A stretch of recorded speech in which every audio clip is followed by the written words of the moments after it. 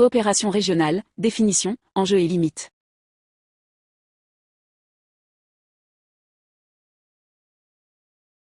Bonjour Monsieur Reynaud, j'espère que vous allez bien. Bonjour, ça va très bien. Alors c'est un honneur de vous avoir avec nous aujourd'hui pour parler de coopération et d'intégration régionale dans la Caraïbe. Alors première question, donc qu'est-ce que l'intégration régionale?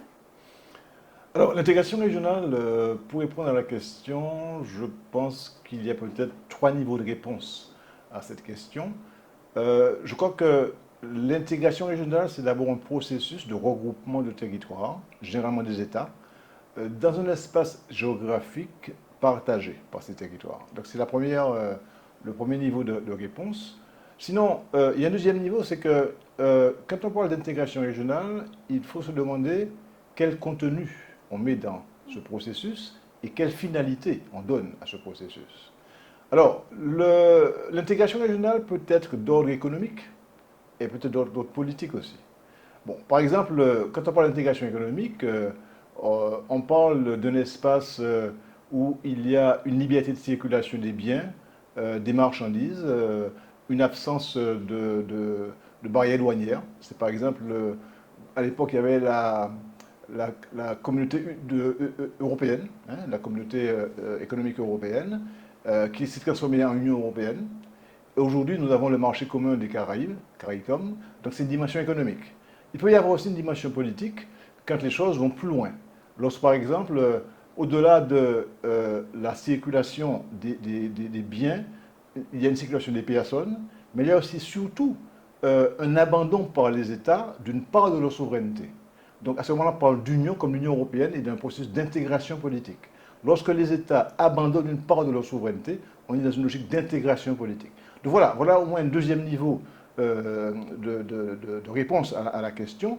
Il y a peut-être un troisième niveau qui est un peu plus sophistiqué, disons d'un point de vue intellectuel, c'est l'idée que l'intégration régionale, comme la coopération d'ailleurs, est une manière de faire face à la mondialisation et aux incertitudes de la mondialisation. Quand on est dans l'incertitude, on est souvent dans une logique de repli, de regroupement, et souvent les territoires face à la mondialisation incertaine ont tendance à se regrouper pour être plus forts.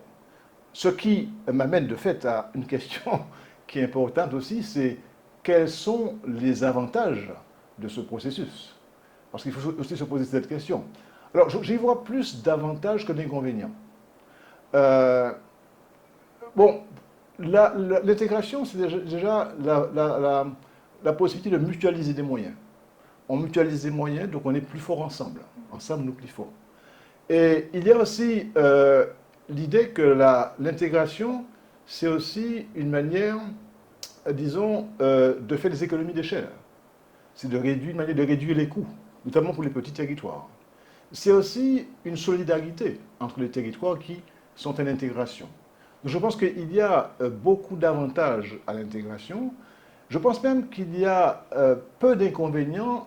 Les inconvénients qui existent ne sont pas des inconvénients liés à l'intégration, mais à l'usage qu'on fait de l'intégration. Par exemple, si on est dans une intégration qui favorise les gros, enfin les territoires dominants, c'est clair que c'est au détriment des petits. Ça arrive hein, qu'il y ait des processus d'intégration où les territoires les plus importants dominent et écrasent les autres. Donc voilà un exemple, une illustration de ce... Alors, on peut également imaginer que dans les logiques d'intégration, on peut mettre l'accent sur des logiques commerciales, économiques, au détriment d'autres logiques qui sont culturelles, par exemple. On considère que la culture, c'est pas important. Le plus important, c'est l'économie, c'est le commerce, c'est le business. Alors, ça, c'est aussi un inconvénient possible. Il y a aussi l'idée que l'intégration, elle peut aussi favoriser l'unité au détriment de la diversité. Comme on veut aller ensemble quelque part, on standardise, on met ensemble. Généralement, ça va dans le sens des gros territoires et on oublie les petits et la diversité sacrifiée au profit d'une unité. Voilà, à mon avis, des éléments d'inconvénients, mais qui ne sont pas dus à l'intégration régionale en tant que telle, mais à la manière de l'utiliser, à l'usage qu'on en fait. D'accord. Et selon vous, est-ce que l'adhésion des îles françaises à l'OECO est synonyme d'intégration aujourd'hui? Alors, franchement, non. Franchement, non. Je ne crois pas que l'adhésion de la Martinique en 2015 et la Guadeloupe en 2019 soit synonyme d'intégration régionale, au moins pour deux raisons.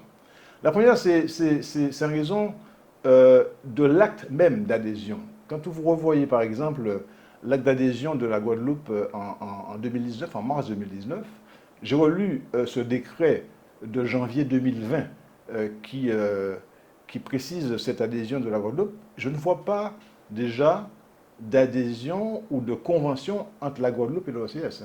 C'est une convention entre l'État français et l'OCS à propos de la Guadeloupe.